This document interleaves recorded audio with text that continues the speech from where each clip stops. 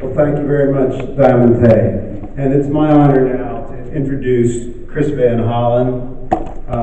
We're going to be quick with the intros to keep this moving. But Representative Van Hollen, most importantly for this audience, is the author of the Disclose Act that would have let us know who is paying for these campaigns.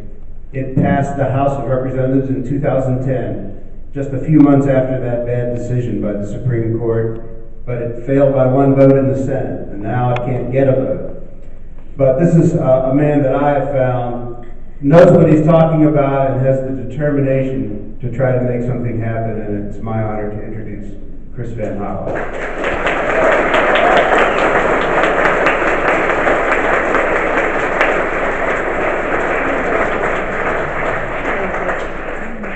Thank you, Charlie. It's great to be with all of you. Thank you to GMOM for organizing this. Charlie and I worked together many years ago when I was in the Maryland legislature on child welfare issues. So thank you for your commitment to justice and important causes, and now working on really fundamental issues about protecting our democracy. So I want to thank you and Hank and Susan and all of you who are part of this, and you're going to hear in a minute from some of my colleagues. Because we want to talk to you on this eve of almost 2 weeks from tonight. 2 weeks from tonight.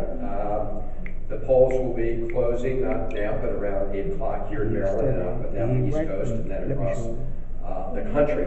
And it is an important time to celebrate our democracy. We need to get everybody out to vote. But tonight, we want to focus on things that are doing harm to our democracy, not to depress anybody, but to urge everybody to come together so that we can fight these battles and win these battles. Most of tonight is going to be devoted to talking about money and politics and what we can do to try to improve a very, very broken system that was broken before Citizens United and made a whole lot worse after Citizens United.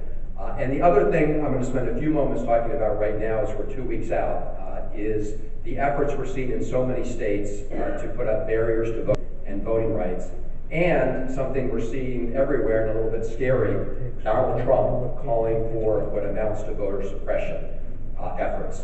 Now, both the Citizens United decision and the Voting Rights Act were 5-4 Supreme Court decisions. Both of them have done great damage to our democracy.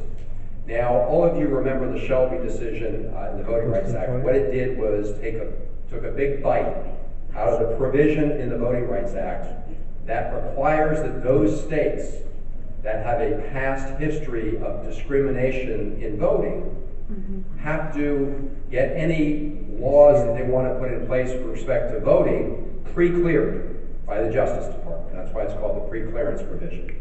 And when the court struck that down, you saw within days and certainly weeks, a lot of the states that were governed by that pre-clearance provision moved to pass state laws to erect barriers to voting.